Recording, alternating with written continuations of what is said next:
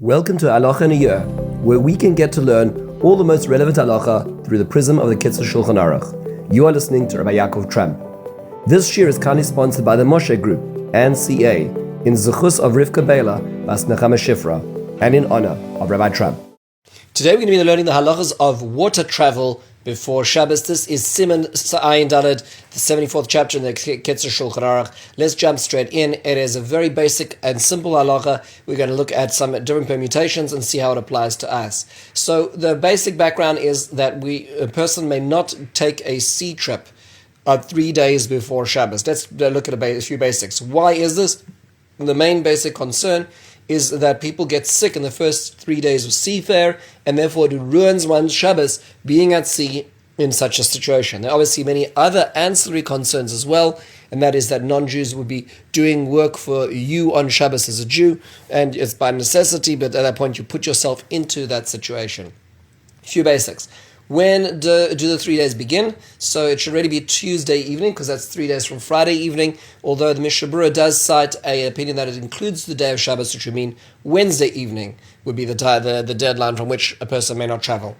Is this in all cases? So for a mitzvah journey, one may even start traveling on Erev Shabbos, and that's fine. But if it's just for pleasure, then it would not be your business, it would not be allowed or within 3 days of Shabbos. So what about, you said seas, what about rivers? So technically speaking, rivers are allowed even within 3 days of Shabbos, even without it being a mitzvah, since the likelihood of seasickness is much less.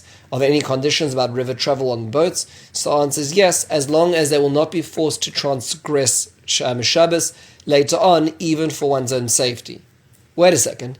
If, let's say I get on a riverboat, and I need to transgress a melacha later on because I'm in a state of pikuach nefesh for one's security, isn't that allowed then because that is pikuach nefesh? So the answer is yes, but you're not allowed to put yourself into a situation in which you will need to have pikuach nefesh later on and therefore transgress Shabbos. This is a very important discussion as to putting oneself in situations where one will necessitate having chilul Shabbos or pikuach nefesh. What if animals might be needed to pull the barge upstream at certain points on Shabbos? That's not an issue. This is not the issue of riding an animal. The animal's too far away to have any interactions with it, which would be the usual concerns when it comes to riding an animal regularly on Shabbos.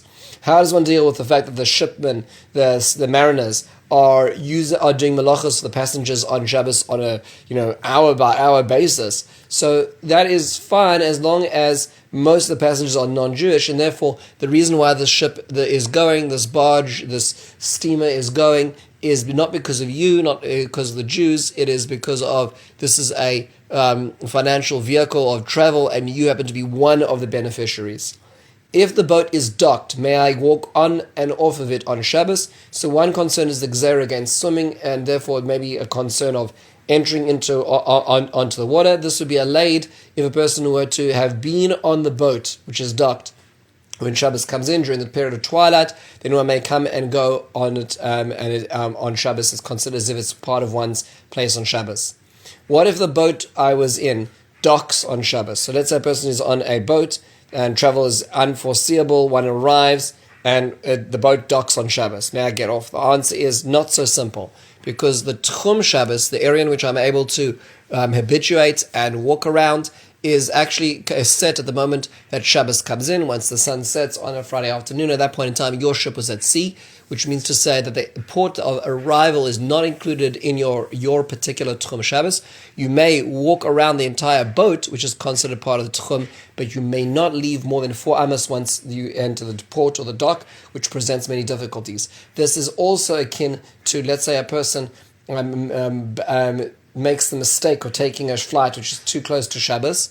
One should never fly on an Erev Shabbos in general, but if one flies and let's say the flight is delayed and one gets in after Shabbos, the same would be true about the airport. One will not be able to leave that airport. One will be stuck to that area because of the Tchum Shabbos. One's Tchum Shabbos was set before one arrived as well.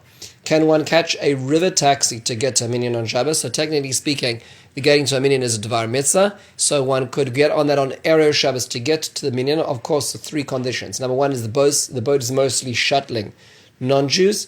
Then also one boards on Erev Shabbos and is within Tchum Shabbos of the place one is traveling. So if one's in a big city and there's a river taxi or there's a water shuttle, that would be sufficient. In such a situation, one can even travel back from that afterwards as well. This obviously assumes that the fee is not going to be an issue, or that could be something which is sorted out and it's a monthly pass or something to that effect as well. Anyways, this deals with the notion of water travel before Shabbos, and it also speaks to the notion of putting oneself into situations where pikuach nefesh and melacha will be necessary, which is more complicated. Other situations that are like this are also talked about in Halacha, like a milchemes reshus, starting a war, which is not a milchemes mitzvah, which is done before a Wednesday, also falls into the same category, all these types of fascinating halachas. With this, we conclude this very interesting, unique aspect of Hilchos Shabbos. Have a wonderful and meaningful day.